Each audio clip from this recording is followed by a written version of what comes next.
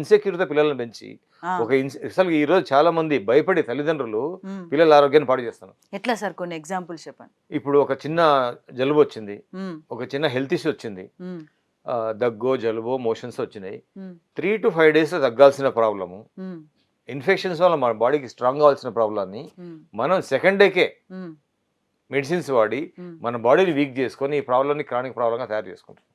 Okay. చాలా మంది మనం చెప్తున్నారు, ఒక మదర్ ఒక ఫాదర్ ఇద్దరు వచ్చారు ఉమ్, నా దగ్గరికి. ఉమ్, సో మా ఆయన ఎన్నిసార్లు చెప్పినా సరే సెకండ్ డేకే భయపడి కంపల్సరీ హాస్పిటల్ తీసుకెళ్ళి ఉంటాడు సార్. ఉమ్. చిన్న జలుబు చేయకూడదు మా బాబుకి, చిన్న దగ్గు తగ్గకూడదు. సో వాళ్ళిద్దరు కొట్టుకుంటున్నారు. వాళ్ళిద్దరు కొట్టుకుంటారు. Ego నేను తో. చెప్పాను సార్, నేను చెప్పినా కూడా నా మాట వినలేదు. ఉమ్, సో ఇప్పుడు ఇప్పుడు ప్రతి నెల జలుబు వస్తుంది, ప్రతి నెల దగ్గు వస్తుంది, ఉమ్, ప్రతి నెల యాంటీబయాటిక్ వాడాల్సి వస్తుంది. అసలు ఎందుకు జరుగుతుంది అనే దానికి ఇక్కడే ఉదాహరణ. సో ఇక్కడ ఏంటంటే కనుక ప్రేమ చూపించడం వేరు, ఆ ప్రేమ అనేది అన్నింటినీ నేర్పాల. యా, ఒక ధైర్యం, yes. తల్లి అనేది పిల్లల పైన ప్రేమ చూపించడం. ఉమ్, సో ఆ ఇన్సెక్యూరిటీ అయితే ఉందో ఆ Hmm. ఇన్సెక్యూరిటీ వలన భయంతో వాళ్ళు అతి ప్రేమ అయిపోయి ఉమ్, వాళ్ళ ఇండివిజువాలిటీ కూడా పోయి ఉమ్, ఫ్యూచర్లో వాళ్ళు సక్సెస్ కావాల్సిన లైఫ్ అంతా డిస్టర్బెన్స్ అయిపోయి. యా, గుర్తుపెట్టుకోండి, నేను చెప్పే Yes. విషయాలు Yeah, చాలా correct, చాలా sir. 100% correct. రూట్ లెవెల్ విషయాలు. Yes yes. వాళ్ళ జీవితాల నాశనానికి కూడా పేరెంట్సే భయంతో పేరెంట్సే కారణం అవుతున్నారు. యా, నేను చూడగలిగాను. ఎందుకంటే అనుకుంటారు, ఏదో కొంచెం కింద పడితే చాలు పన్నివ్వండి కింద ఏమైతే ఏమైతది? బాడీ స్ట్రాంగ్ అవుతుంది. షాక్స్ లేస్తున్నారు, మన దానిపైన బాడీ shoe ఎన్నో వేస్తున్నారు. కష్టాలు పడితే గానీ, ఎన్నో ఇన్ఫెక్షన్స్ స్ట్రగుల్ అయితే గానీ రాము. ఒక బెస్ట్ స్ట్రాంగ్ గా తయారు కాదు. అవును సార్, కరెక్ట్. ఇప్పుడు చిన్నప్పటి నుంచి మన బాడీకి ఎన్నో ఎక్స్పీరియన్స్లు వస్తే గానీ, చిన్న చిన్నవి తగులితే గానీ జాగ్రత్తలు నేర్పాలా. అవును మదర్ అనేవాళ్ళు టీచర్ గా ఉండాలి, అవును, ఫాదర్ అనేవాడు ఒక ప్రిన్సిపల్ గా ఉండాలి. కరెక్ట్.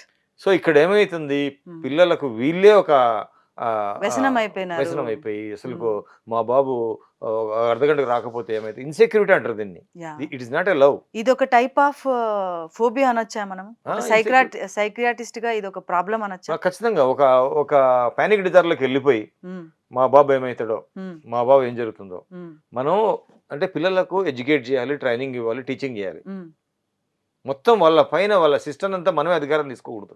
యా, నేను మీ మాటల్లో మీరు ఒక వ్యక్తిగా కాకుండా ఒక పర్సన్గా నాకు ఎందుకు నచ్చుతారు అంటే, మీరు పిల్లలు అని మాట్లాడుతున్నారు. ఎవ్వరు కూడా మోస్ట్ నెగ్లిజిబుల్ పీపుల్ ఎవరైనా ఉన్నారు అంటే ఓల్డ్ పీపుల్, పిల్లలు. వాళ్ళని మనం కొంచెం పక్కన పెట్టేస్తాం. ఎందుకు అంటే ఓల్డ్ పీపుల్ ఆ వయసు అయిపోయిందంటాం, పిల్లలకా టైం ఉంది నేర్చుకుంటారంటాం. కానీ ఎక్కడైతే ఆగి చూడాలో పిల్లల్ని మనం ఆగి చూడడం మానేశాం. అవును. పరిగెత్తుతూనే ఉన్నాం రోజు వాళ్ళ కోసం. ఉమ్. 50 లక్షలు కట్టి ఫీజులు కడతాము, ఏం అడిగితే అది తెచ్చిస్తాము, బట్టలు కొంటాము, ఫుడ్ ప్రోడక్ట్స్ ఇది అడిగితే చాలు చేతిలో ఆర్డర్ పెట్టేస్తాం స్విగ్గీలలో, జొమాటోలలో. బట్ ఈ పరిగెత్తడంలో వీళ్ళని నెగ్లిజెన్స్ మీరు అన్నట్టు చేసాం. మన ఏదైతే ఎమోషనల్ ఉందో వాళ్ళ మీద ఒక వ్యసనంలా అయిపోయింది మనకి. పిల్లలు ఒక ఆట బొమ్మలాగా తయారైపోయారు తల్లిదండ్రులకి.